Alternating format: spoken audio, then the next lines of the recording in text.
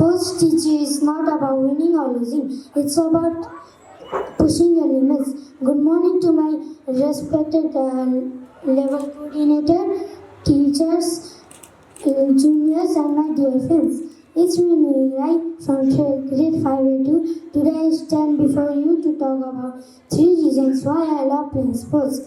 I love playing sports because they are fun and exciting. Every game is full of action and makes me feel happy and energized.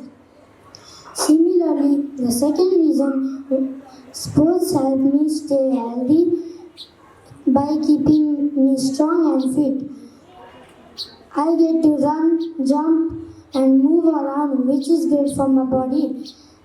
Lastly, sports teach me how to work as a team.